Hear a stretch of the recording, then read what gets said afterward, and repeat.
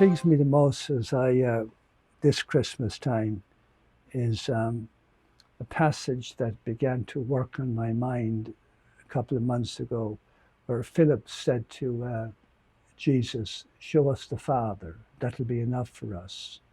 And Jesus says to him, "Philip, Philip, how long do I have to be with you? Whoever sees me sees the Father. Whoever sees me sees the Father."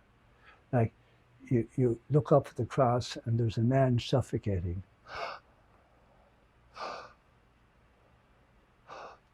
Whoever sees the crucified Christ sees the Father.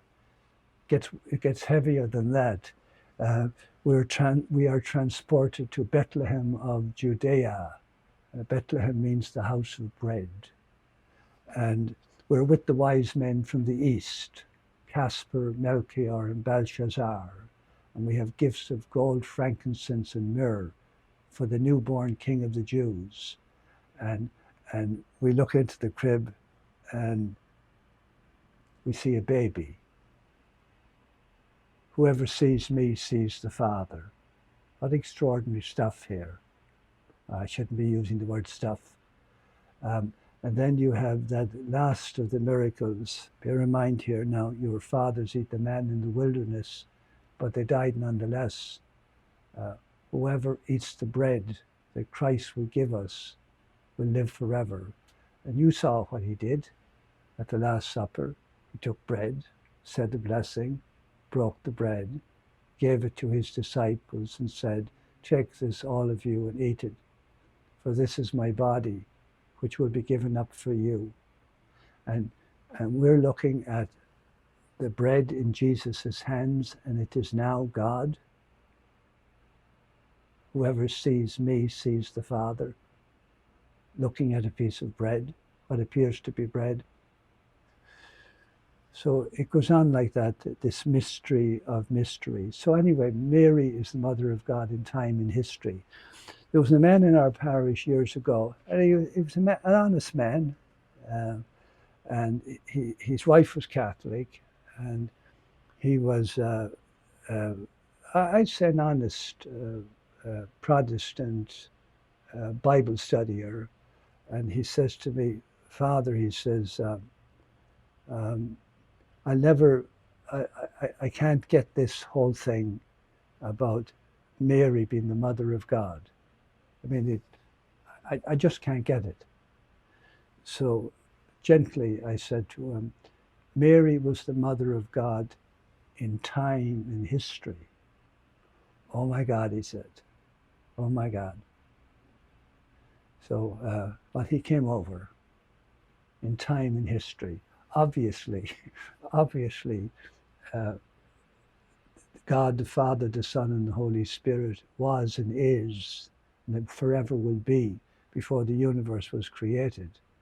But in time and history, he took flesh in the womb of a virgin. And now the last part, if you're able for it again, I'm doing it until you're fed up of it, or maybe know it off the heart. So you're looking at me now at this moment. Here's the message. You have been chosen by God, by the Trinity, by the Father, the Son, and the Holy Spirit, by the God who walked with Adam in the cool of the evening, by the God who closed the door of the ark on Noah and his family, by the God who gave the law to Moses on Mount Sinai, the God who fed his people with manna in the wilderness, the God who died on the cross. You have been chosen by this God to be holy, to be blameless in his sight, to be full of love. And so how is it possible? Do you see what we're doing? We're doing what Mary did. How is it possible? I'm a virgin girl. I am going to conceive the Trinity. I'm going to conceive God. And the answer is the same for Mary as it is for us. The Holy Spirit will come upon us, we who ask, who want to be made holy. The Holy Spirit will come upon us. The power of the Most High will overshadow us, and we will no longer live, but Christ will live in us. Now, I have a feeling it's going to take a lifetime, like I know that the Trinity has been working on me. I'm in my late 70s, and